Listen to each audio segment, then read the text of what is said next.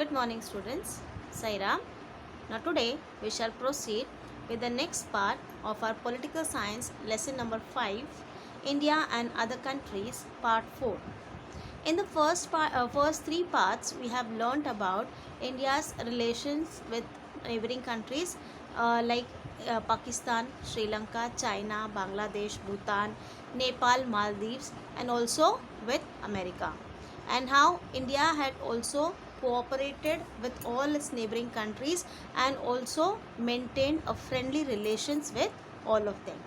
So let's proceed with the today's part of lesson. Today's part we are going to learn about India and Russia. India and the erstwhile Soviet Union and Russia of today have always shared friendly relations. So we have always maintained friendly relations with Russia. In 1971, the Indo-Soviet Treaty of Friendship and Cooperation was signed between them, and it gave great impetus to cooperation between the two. So, India had greatly cooperated with Russia, and in 1971 a treaty was signed, that is the Indo-Soviet Treaty of Friendship and Cooperation was signed between the two countries, and it helped further in defense and technology. The Soviet Union has given economic and military help to India on a large scale. So, on the other hand, Soviet Union has provided economic as well as military help to India. Then further, when the Soviet Union collapsed, India tried to establish friendly relations with Russia. So, when the Soviet Union had collapsed, India maintained friendly relations with Russia, and due to the political and economic problems in Russia, relations did not improve much. So, as there were already political and economic crisis in Russia, as a result, it affected the relationship between India and Russia could not improve much. And after 1996, Indo-Russian relations began to improve slowly. India and Russia have jointly built projects related to production of military equipment, production of mineral oil, etc. So, after 1996, when the Indo-Russian started improving, India and Russia had made joint projects related to production of military equipment and production of mineral oil, etc. There are trade relations between European nations and India also. So, especially we'll find the trade relations between Germany and France invest on large scale in the field of technology in India. So, Germany and France, these European nations, have greatly invested in the field of technology in India. Apart from this, India gets the technology of production of weapons from European nations. So always there is a give and take relationship between the two nations, right? So when Germany and France had invested on a larger scale in the field of technology in India, in return, India gets the technology of production of weapons from the European nations. India is a major exporter in the fields of engineering and information technology. So, India is a major exporter in the field of engineering and information technology. Both have the objectives of firmness on free trade. So, both gave importance on for free trade. India and European nations are cooperating in other areas as well. Several treaties have been signed in the field of climate change, clean energy, defense production, disaster management, security of airspace, and terrorism. This cooperation is very important from the point of view of India's development. This cooperation has proved to be of great importance in the field of India's development. So, India and European nations are cooperating in other areas as well. So, as we have seen this point, that various treaties were signed related to various fields, and this cooperation proved to be of great importance. India and the continent of Africa. So, now here we start with India's relations with the continent of Africa. India has consciously taken steps to build cooperation between India and the continent of Africa. Having close relations with Africa will be beneficial from the point of view of both. So if we maintain close relations with the African continent, of course it is going to prove to be more beneficial to both India as well as the African continent. Many countries in Africa are developing rapidly. So we find that many countries in Africa are developing rapidly, and India has shown its readiness to help in the all-round development of African youth. So India has shown its given its helping hand in all-round development of the African youth. India has also agreed to give economic help and even grants to bring about development in different areas like technology, agriculture, tourism, etc. So as we know that the African continent is developing slowly, so in that India has provided economic help and even grants to bring about development in different areas like the technology, agricultural, tourism, etc. India's energy needs can be fulfilled by the energy rich countries like Egypt, Nigeria, Angola and Sudan.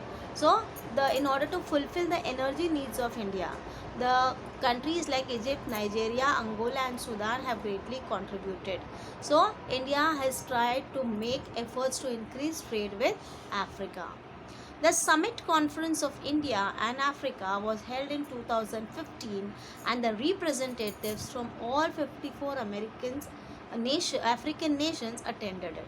So there was a Summit Conference of India and Africa. It was held in 2015, and the representative of about 54 African nations attended it.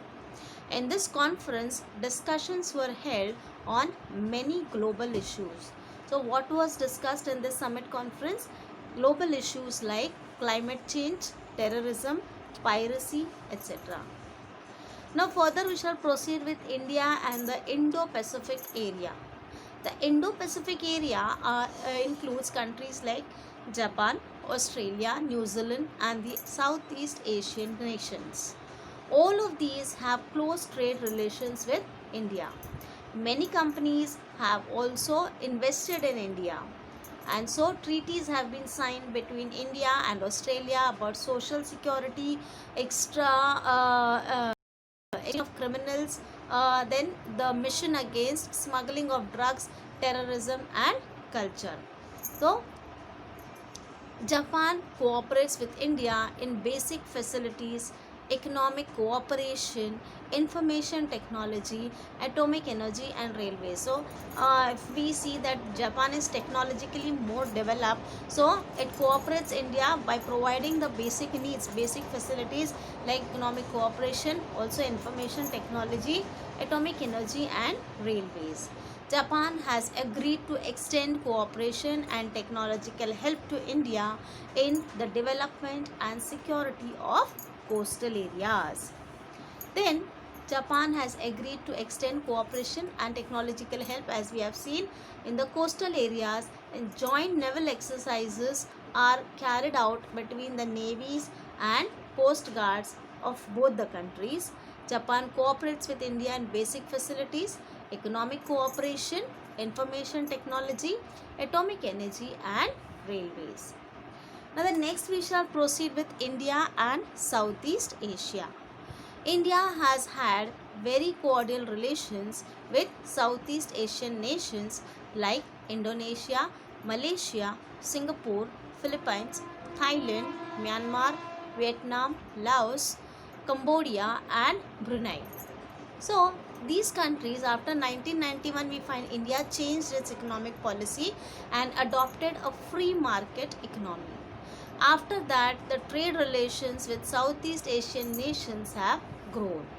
The policy of increasing trade with Southeast Asian nations is known as Look East policy. So, what is this policy of increasing trade relations with the Southeast nations called as? It was called as the Look East policy. And after 2014, this policy was made further more active, and it is nowadays known as the Act East policy. So after 2014, this policy of trading with the South Asian countries, Southeast Asian nations was known as Act East policy. as it was further become more active. Now, India and West Asia. The West Asian countries are primarily suppliers of oil and natural gas.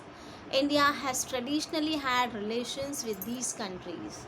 India depends upon the oil coming in from West Asia. So, from where is India provided with the oil? It is the ones which come from the West Asia. India imports oil from Iran, Bahrain, Kuwait, Saudi Arabia, and United Arab Emirates. So, India imports oil from these nations. We get modern technology for agriculture and defense equipment from Israel. Also, many Indians live in Israel for their jobs or business. So we find that many Indians, they live in Israel for their jobs or business, and they also make a major contribution to our economy. Now, the main objective of India's foreign policy is to maintain friendly relations with all nations and help each other so as to bring about development of India as well as other nations.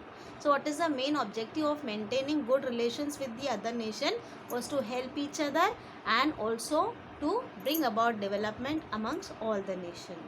So, we have taken a stock of India's relations with the main countries in the world. And so, in the next chapter, we shall study more some important international or global issues. Okay, so we shall stop here for today. Till then, thank you, children.